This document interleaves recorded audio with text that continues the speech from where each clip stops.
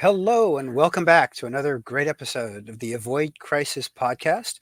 I'm Rey Arellano, and I'm here with my co host, Alan Plyler.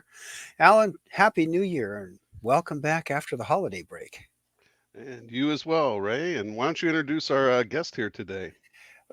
That'd be great. It's Our guest today is David Passiak, and he is the founder of a really cool company called Creator Pro AI. And you can find him at www.creatorpro.ai. Alan, you met David at a conference or something, and you guys were chatting about really cool stuff. Invited him on. What was it about David that inspired you to invite him on? And then once we get that intro, David, we're going to turn to you to get some conversation and input. Yeah. So you know, Ray, that I've been quite involved here in the AI community and especially startups and the investor community, and talking to different people about who's really in the AI space and who's making a difference. And so, one of the startups that I had talked to happened to mention David, and I said, he sounds like somebody that would be really good to connect with. Can you maybe arrange for an introduction? And after that introduction, I found out, well, David's been on other podcasts. He's kind of recognized as an expert. He's doing things that are just phenomenal. He's taking AI into a space. It doesn't matter what that space is. Call it the corporation, call it the LLC, call it the partnership, call it the sole proprietor. And he's looked at this whole environment and said, what happens if we take AI and So, leverage it within that David, what I'm organization? understanding is that in your conversation, hmm Yeah, so yeah. you're So, breaking up a bit, Alan. So I'm going to take Oh, over. okay. So yeah, go ahead. Why don't you run with that, David? yeah. So first, I want to say thank you for that nice introduction, and thank you for having me on today on the show.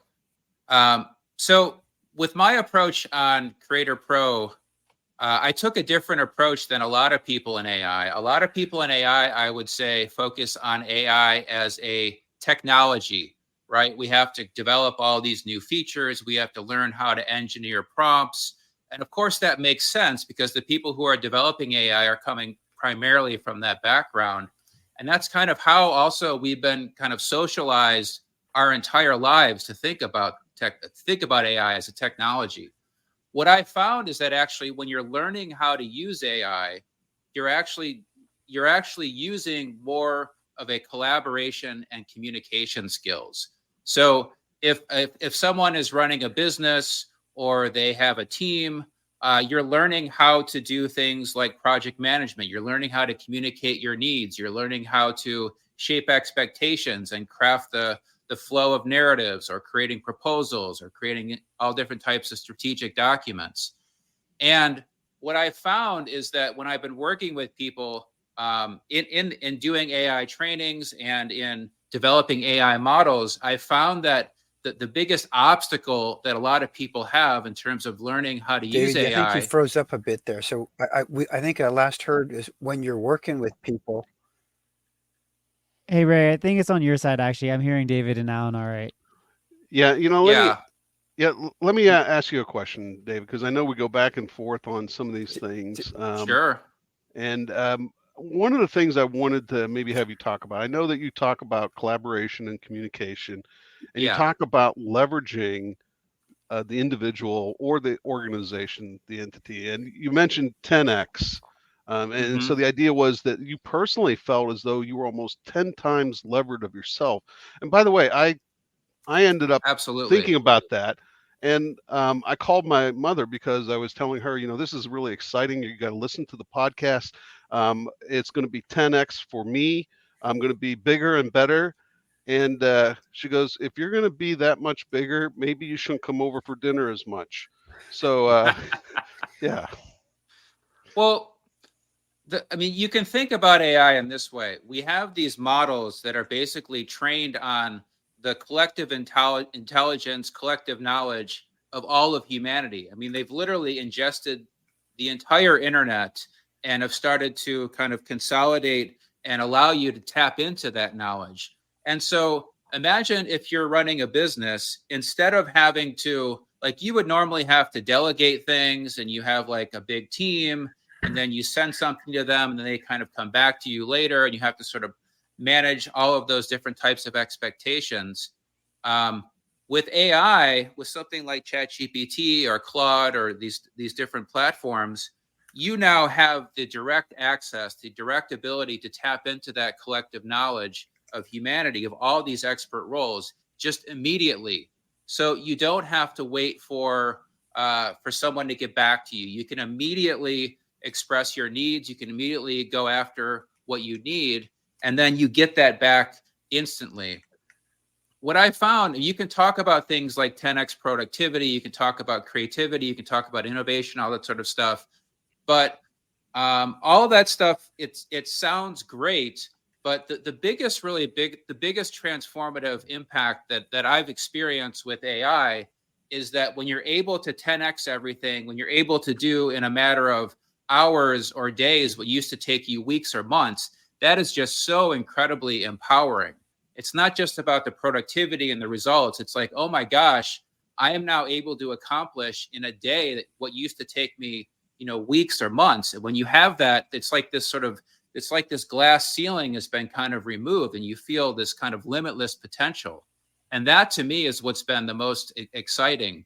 I would also say it's been the most counterintuitive. So I remember, for example, for my third book, I interviewed Martin Ford. Martin Ford wrote the international bestseller, Rise of the Robots. And he talked about this jobless future that was coming, where AI was going to automate away all these jobs. And we were going to be worried about how the economy would run because there would be so many jobs eliminated. So I had all this kind of fear and anxiety and scarcity associated with AI. And I found that the exact opposite experience was true for me. I found that I was so scared that AI was going to take my job. And then I realized, oh my gosh, I can do so much just by myself. I can now run a company by myself or with a small team, and I can compete with an organization that might have 50, 100 employees. And it's just amazing that sense of empowerment and excitement that happens when you're able to do that. And I feel like I try to get across this idea of AI being a collaboration or communication skill, or I try to talk about empowerment, because so many people are just kind of hung up on like this fear and anxiety, or I have to do something right. You just have to dive in and start doing the work. Ray, do you have some thoughts here about just AI and its adoption that you wanted to ask David? Well, yeah, there's some really good launch points there. Yeah. I like the idea of the like a collaboration tool, a communication tool, a leverage, if you will, Yeah. versus a tech tool. I think the idea there is that when particularly with change, and it's funny, as we were prepping for the show here and doing our sound checks and all that, we were running into change ourselves and some of our hardware and some of the software, the UI, UX, and we're like, it's changed, darn it. And it's like, but wait a minute, some of this change really does help make us better. And I think that's what I'm hearing you talk about, is that don't get afraid of the tech. Don't get afraid of the tool. Think of it as a collaborative tool, a communication tool. It's something that's empowering, and it's not something to be feared. You should embrace it. Absolutely. David, How do you get people through that journey, over that, through that psychological barrier? So so most of my career has been spent doing, I would say, dialogue-based approaches to innovation and strategy. So I work mostly with startup leaders and founders, and I would lead small teams. I would do, I would solicit information from them, and then have a dialogue to shape their strategy, to shape their products, to shape their marketing and communication methods and stuff like that. And what I found in my earlier career experience was that oftentimes the founders, they know the answers, they just don't know how to articulate them. And so I've found that in terms of teaching people how to use AI, I take the same exact approach. I found that there's I recommend that people write in a kind of a sort of stream of what I would call a stream of consciousness approach, where basically you express full thoughts. You express your a complete amount of context. A lot of times there's this approach that people would refer to as prompt engineering, this idea that you have to have a very specific types of outputs. But actually, I found that the opposite is true, that you need to fully express what's going on, what you're feeling. There's also been some interesting research that actually when you express emotions, when you express things that sound like sort of non-technical language, that you're actually giving much more context to the AI. And so when you're expressing things like, this is really important to me, or I feel very strongly about this, or I'm scared of this, or I really love this, or so on, that type of language provides a lot more context. Now, I mention all of this stuff because you're asking about how do you get people past like the fear and insecurity. The more that you're able to communicate from a kind of deeper sense of who you are, the more you're able to communicate in a more kind of authentic and transparent way, the better results you're going to get. And I found that also to be incredibly counterintuitive. I remember one of my clients had even told me something like she never felt more seen than when she's communicating with AI. And it's really kind of hard to wrap your head around that. The idea that that you would feel like you're being validated as a person. And I think the user experience of using AI, I mean, at this point, I'm using it probably 6 to 8 hours a day for the past year. What I found is that when you're able to communicate and then you immediately get an intelligent, empathetic, like kind of kind response, that is just incredibly validating to you as a person, and it's very encouraging and affirming. And as if you're running a company or a business, you actually, it's that type of experience that I think is very helpful. That a lot of like you need that sense of encouragement to kind of push through difficult times. And it's been very surprising to me and to a lot of people that I've worked with that's actually coming from an interaction with a computer. Yeah, David, I use AI quite a bit. Yeah, it's myself. pretty amazing. I know that in the startup space. Yeah, so I think the question I have there is, I know that you've helped quite a bit of companies in their journey and using tools and helping to deploy that, using some of the guidance that you have from Creator Pro. I think it might be helpful if you kind of put this into maybe some understandings for people who may not quite understand exactly the journey that's going on right now with the adoption of AI.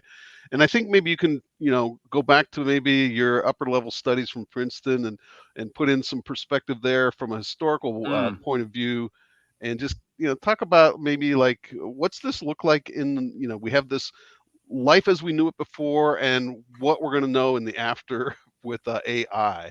Maybe you can put it into some historical perspective. Maybe you have some other time frames that you can point to say, hey, look at what happened here. What are your thoughts there? Sure. So to give context to the listeners, I did PhD research at Princeton, and I studied actually religions of the Americas, and I looked at big mass shifts I looked at the relationship between how mass movements grow and spread and the adoption of different types of technologies. So, for example, you can't really think of the 60s counterculture independent of like color TV. You can't think of things like the civil rights independently of the mass adoptions of television and those images beaming into people's homes. Similarly, you go back to the rise of nation states in Europe, and you think of that in relationship to Gutenberg and the printing press. There's kind of correlation between all these different types of mass movements throughout history and these shifts in how people communicate.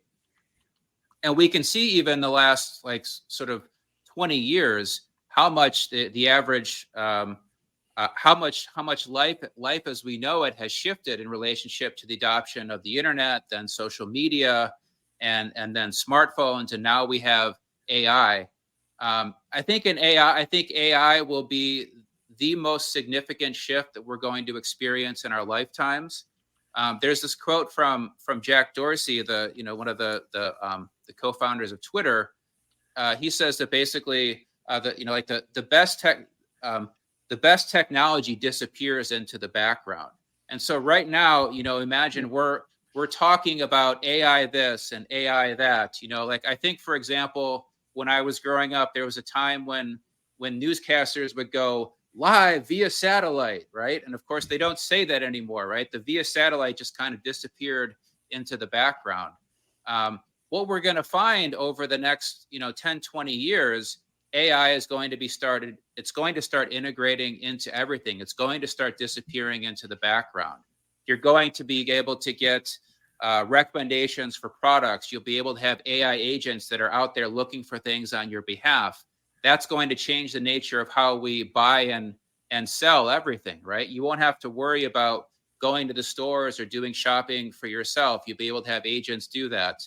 As we rely more heavily on AI, it's going to change how we interact with the internet. Some people think that websites might even disappear. Of course, we're getting all different types of AI generated content. So what does that look like in kind of the content and communication space? There's so much stuff that's happening. And at the same time, we're in 5-10 years, this is just going to kind of start sort of fading into the background. It's just going to become part of the nature of everyday life. My personal approach in terms of how I've approached Creator Pro and how I approach trainings and building a business is I try and focus on the skills and techniques and things that are not going to change. So I focus, for example, on things like how do you create AIs that are based upon best practices in sales, in marketing, in building funnels, in finance. I focus on the core kind of best practices of how to run a business and then create AI models and trainings around that, because those are the things that I think are not going to change. There's these kind of proven best practices of how teams and humans collaborate and how we interact with our customers that I think are not going to change. And we try to find a balance then between, what is it that's sort of uniquely human and that's kind of here to stay versus things that are going to change. And I don't know the answer to that, but it's just such an amazing and exciting time. I think in this kind of broader historical perspective, I think in many ways, the things that happen in the next 5 to 10, 15 years are going to shape, the next kind of 1,000 years of human history. And we're kind of we're the bridge generation, right? So we're the last generation to go from this analog world into this AI world. And there's so much happening and changing so fast. It's kind of hard to wrap your head around it. And it's also kind of hard to think about sometimes, right? Because we're right in the middle of all this change. But it's a really kind of exciting time to be alive. So, David, you brought up earlier. You were talking about kind of strategy and founders and almost like C-suite level. Talking about using AI to leverage what they're doing at that level. And so I kind of think of that as say the exec suite or the manager suite, et cetera. Mm-hmm. And then right there, you were talking a little bit more about, I would say more like hands-on use case. Frontline workers, if you will. And so I kind of see that as like a bottom-up approach. What are your thoughts on top-down versus bottom-up? How do we ensure that they meet and that they're aligned, et cetera? I mean, as business owners and people workers, how do we understand where we fit in, where the listener fits in, and how we can best use it to make sure we're aligned within the organization, top-down versus bottom-up? Sure. So I think from a top-down perspective, you need to be shaping your strategy, right? So you need to be shaping the vision for your organization. You also need to be shaping your brand messaging, your values, the things that you think will not change, the things that are kind of your North Star.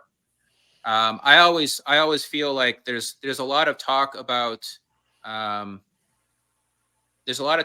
people say you should start with your why.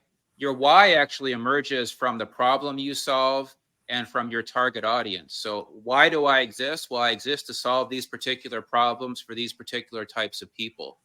And so in a sense, like, and I think of that also in relationship to this kind of top down versus bottom up. So when you think of your why, okay, from a bottom up perspective, I'm creating products and services that solve these particular problems for these particular people. I need to create messaging and stories that resonate with that type of audience. I need to be connecting with them on a human level as well. I need to make sure that I'm addressing their needs.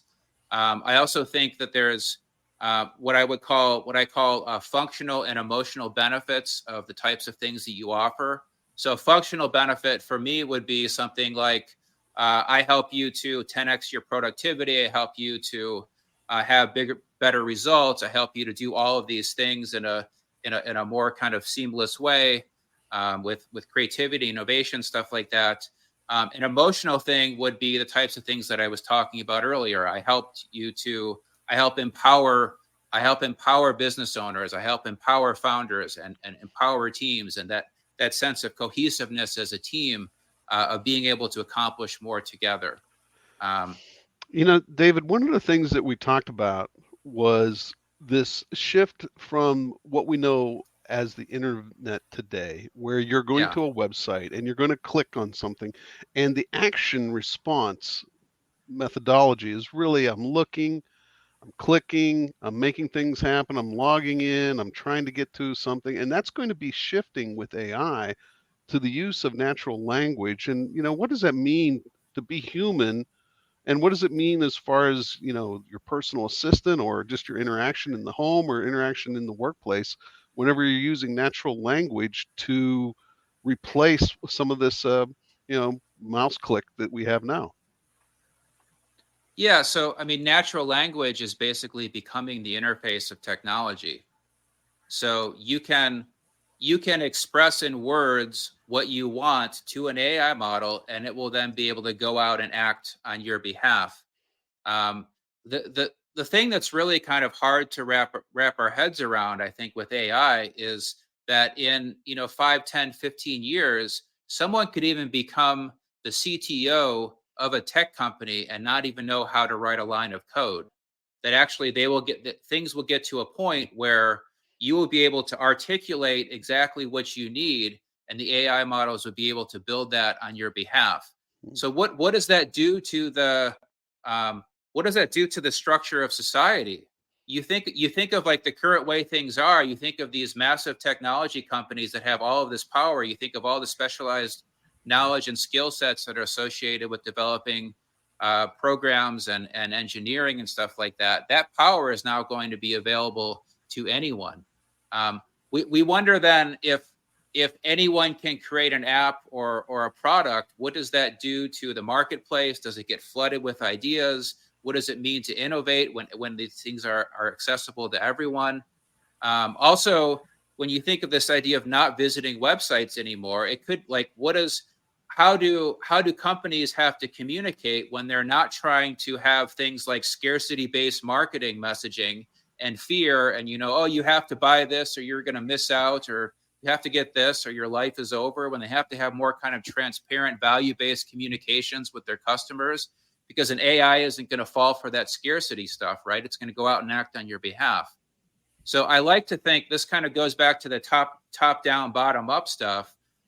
There's a lot of fear and anxiety that, AI, we're going to have these monolithic AI companies that are going to rule the world. Of course, that's kind of the story we've been told from Hollywood for the last, 40, 50 years. I like to think that AI is also going to empower us in ways that are really unanticipated. So it's really kind of exciting.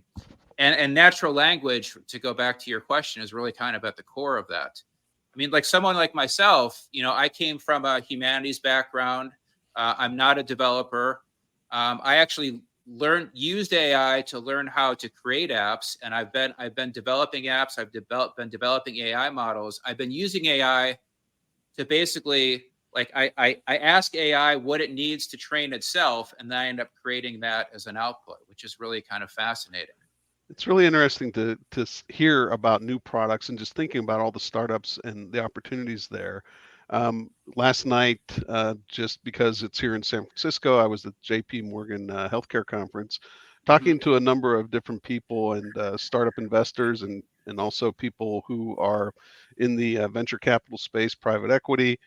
And I talked to an individual who was a product specialist, and I asked the question, tell me about what is the most interesting product that you've worked on. And what they did is they held up their phone and they said, anything that goes in this. Mm. Yeah, I mean, yeah, and imagine what's next, right? Absolutely. Interesting. You were talking about like the future and abundance, and I'm thinking how over time, go through the industrial revolution and then the technology and then information revolution, et cetera, how basically what these tools have done is enabled man to leverage his labor and his output and what we get in society. And, GDP is a great measure of this type of thing, right? And then there's all this press about labor shortages in certain professions and industries. So yeah, I see that AI as being a tool that's going to really, I think, help our world, our society, help humans deal with a lot of problems that we have currently. On the it's almost like a utopian side, but then there's the dystopian. To be careful for misuse of AI, right? We've got all these deep fakes and stuff going on there. Um, how do you see this balance of the utopian dystopian AI future and any guardrails that we might have, or how are we going to control that, or at least be able to sniff it out, know when we're being deep faked, etc. Well, I think in the next like 10 to 20 years, you can see that Apple and Meta both started coming out with headsets that are having augmented reality, right? So you're starting to layer this digital content on top of the physical world. And I think that over time, I think that technology is going to start being integrated into glasses. I think we'll have holograms. We'll be able to start interacting with our natural environment in a more kind of intuitive way. And I think that AI will be behind that. So you can imagine content that is dynamically generated. You can imagine all different types of shared experiences that you might have with other people. At the same time, I think that as that happens, I think there will be an entirely new economy that will start to emerge. I think in many ways it will be a kind of evolution of the influencer economy that we're seeing in social media.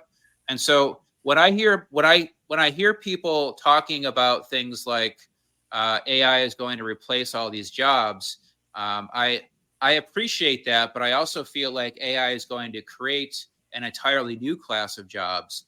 And I think when in this like idea of like utopia versus dystopia, I imagine that when you're able to interact with different types of content that's layered on top of reality, that's just an incredible amount of creativity and artistic freedom and different types of possibilities. I think there's going to be a kind of opening up of creativity. We're going to and also there's going to be at the same time a democratization of access to different types of creative tools. So you'll see people creating, entire films and TV series that are production quality similar to Hollywood. That's going to be available to almost anyone.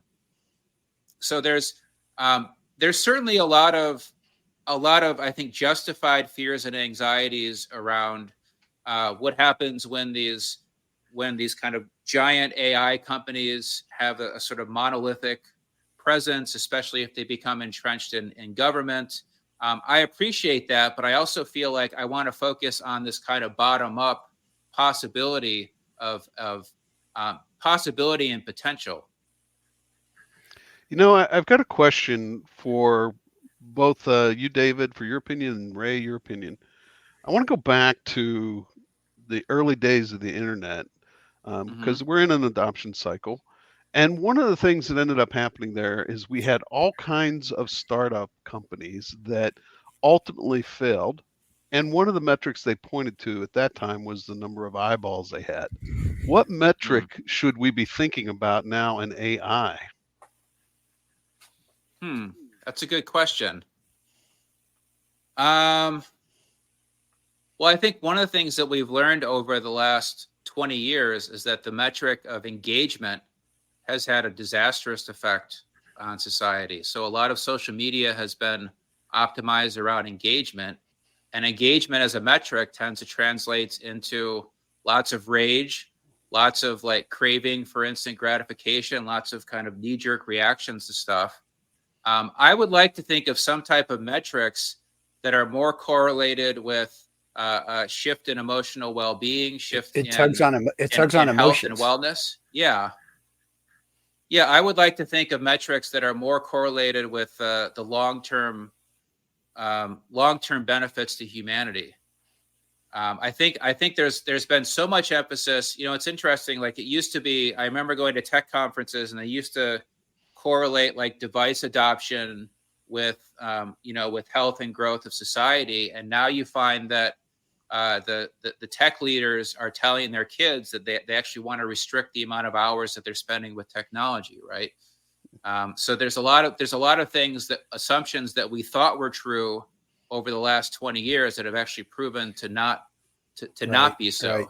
Right. I would Alan, I remember those days, right? You go to do your pitch deck to the VCs, and all you talked about was the eyeballs. Yeah, and the Super Bowl ads. You remember that? That's coming up. Oh yeah, that's right. Those I'm really interested in those. Last year was all the digital currency, right? We can be. I don't think that's going to be back this year, but I think to answer that question, the point you just brought up, Alan, and I love David's position that we got to find a way to measure better, like emotional improvement, psychological improvement, and versus pure engagement, right? Because not all engagement is good. From a business perspective, I would come back to the fundamentals, and that's what Web 1.0 taught us. Is you want to be careful what input you measure. You really want to be measuring output or result. And what is the result? I don't care what went into it. I care what comes out of it. What's the result? And at the end of the day, are we making our, say, climate and the environment a better place and slowing down the heating up of the planet? Are we making people more healthy physically, emotionally, spiritually? And then honestly, hey, we're a capitalist country, society here. I mean, are we generating revenue, and are we generating profit? How are we using these tools to do that? But in a good way, right? Not evil profit, but good profit. So, capitalists got to come back to the bottom line and cash flow. And then, we also want to cover, the other stuff too. Well, are you interested in having me answer my own question? Go for it. Right. I am. Yeah. So I didn't have an answer at first, but then I listened to what you said, and I listened to what you, David. I listened to what you said. I listened to what you said, Ray, and then I started thinking about it a little bit. And one of the things that I think actually brings both of your answers together into a single metric is what I'm going to call brand loyalty. And so, you know how we've had on Avoid Crisis, how many times where we've said something here, and then all of a sudden the mainstream media picks it up much, much later. We talked about Sudan and the Red Sea. Now all of a sudden we have people who are talking about how it's going to disrupt the supply chain and how inflation is going to be impacted. And we can go back and talk about the regional bank crisis and talk about interest rates and all that type of thing. But AI movements now are really going to need to have some sort of a metric that's going to be tied to valuation. If brand loyalty is something to point to, then you're going to display that, because if you feel good about it, taking the humanities side of this, right, you're going to be loyal to that entity. And the same thing is, if that brand loyalty is there, most likely that's going to generate revenue, ultimately profit, which is going to give the capitalist what they want. I think that, but I think also, I mean, it can seem like a fuzzy metric, but also evaluating your customers' satisfaction. So it's not just about Yeah. loyalty.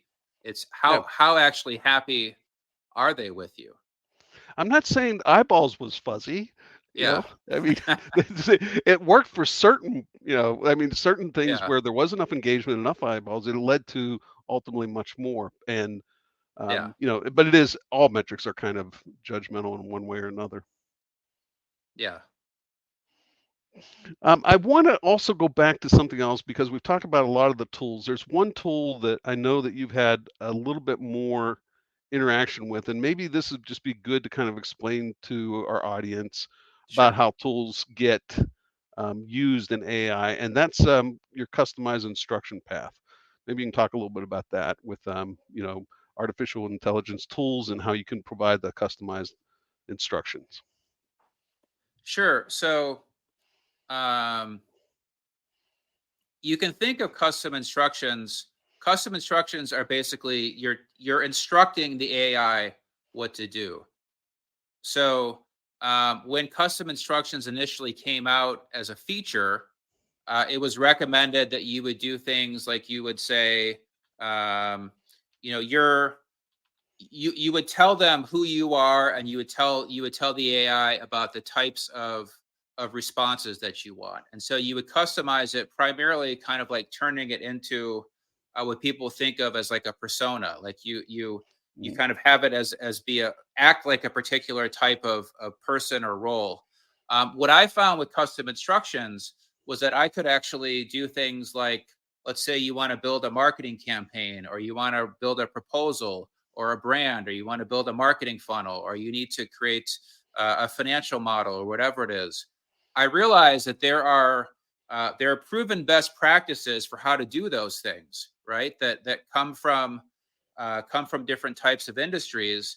And so I thought, well, what if I take these steps and encode them in the custom instructions? So then I know if I'm building my brand or creating a proposal or doing something in finance, or whatever it is, I know that I can go from start to finish, and the AI is going to guide me through those best practices. That's what I would say is really the kind of the underlying model that I've been focusing on. It's using natural language to create sets of custom instructions that guide the AI through a particular workflow. And what happens when you do that is then the AI is basically just engaging in dialogue. And instead of you having to worry about what type of prompt you write, it just says, okay, like, tell me more about your brand, or tell me more about this, or we'll ask follow-up questions. It's trained to ask those questions. It's trained to engage in dialogue. It's also trained to make sure and get your confirmation at each step. So a big problem with AI, you probably heard of things. People refer to the term as hallucinations, or sometimes AI will plagiarize content. What happens is, like, if you say something like, "Write me a 2,000-word blog post about finance," or whatever the topic, it's going to write 2,000 words. You don't know where that came from. You don't know if the logical structure and the outline, all that stuff is going to be the best way it needs to be. So if you're going step by step using custom instructions, the way that I've designed my stuff, and the way that I teach and train my AI models, you're able to kind of fact check, make sure everything's going well at each step. You're also able to focus on sharing your ideas, and you don't have to worry about what you're going to have to say next. And it completely transforms the user experience, which means it makes it just a lot easier for the average person to use it. So I'd say that the custom instruction stuff has been the core of my approach. It's something also that it's a method that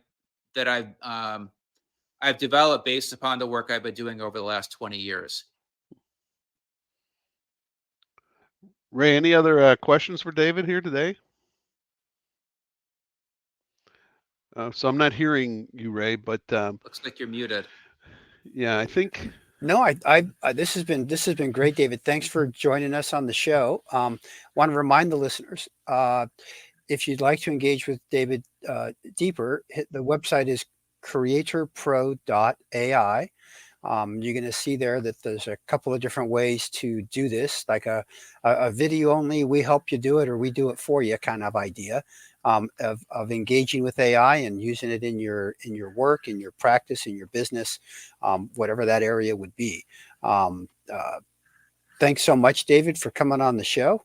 This was pretty insightful, and I'm looking forward to digging in a little deeper with you once the show's over. Alan, anything else that you want to do to wrap up? Sure. Maybe we can just give our audience how to connect with us at avoidcrisis.com, and you can reach me at alan@avoidcrisis.com. Ray, for you, it's Rey, R-E-Y, at avoidcrisis.com. Yeah. And David, how can our listeners reach you if they want to follow up? So you can find me at the website creatorpro.ai. You can also find me at LinkedIn, D Passiak, or on Facebook. Thank you so much for having me on. It's been an absolute pleasure having this conversation with y'all. And thanks so much for listeners and all of you who are with us till for our the end. Listeners, David's last name was Passiak. Passiak, yes, Passiak. Right. That's what I wanted to throw out was the spelling. Yeah, Passiak. And thank you very much for coming on, David. Enjoyed it quite a bit, and good to see Likewise. you again, Ray. And thanks again, David. Thank you.